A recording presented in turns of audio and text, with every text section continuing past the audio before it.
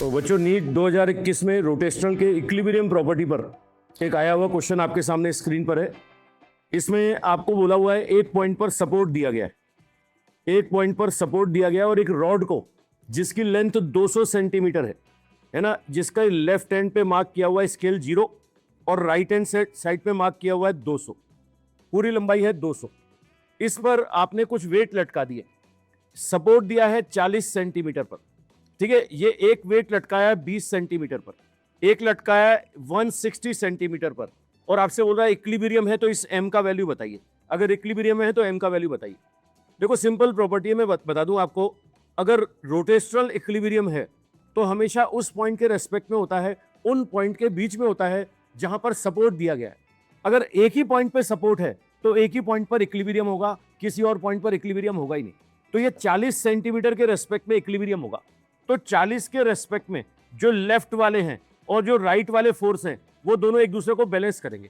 तो 40 के रेस्पेक्ट में लेफ्ट में एक तो 2 kg है, राइट में 160 पर एक mg है, साथ में ये देखो रॉड का भी मास दिया हुआ है, रॉड आधा किलो का मास दिया हुआ है। तो रॉड का वेट कहां काम करेगा? रॉड के सेंटर ऑफ मास पर।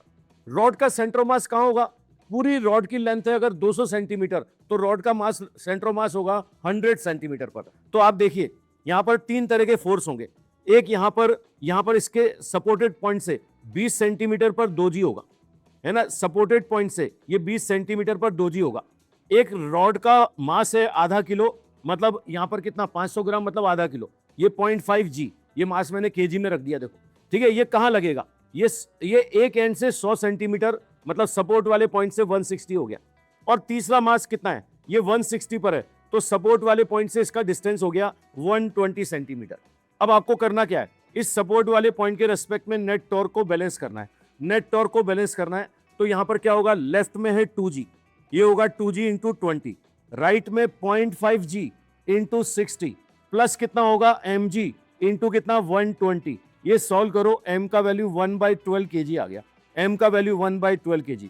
तो बड़ा सिंपल प्रॉपर्टी है, इक्विलिब्रियम हमेशा होता है उन पॉइंट के बीच में जहां पर सपोर्ट दिया जाएगा। अगर एक ही पॉइंट पे सपोर्ट है तो उसी के रेस्पेक्ट में इक्विलिब्रियम है, उसी के रेस्पेक्ट में लेफ्ट वाले और राइट वाले जो वेट है उनके टॉर्क को हमने बैलेंस कर दिया, ठीक है। अब ऐसे ही इक्विलिब्रियम की प्रॉपर्टी पर एक क्वेश्चन बच्चों आपके सामने स्क्रीन पर और है, एक और क्वेश्चन ट्राई करें और कमेंट बॉक्स में इसका आंसर दें।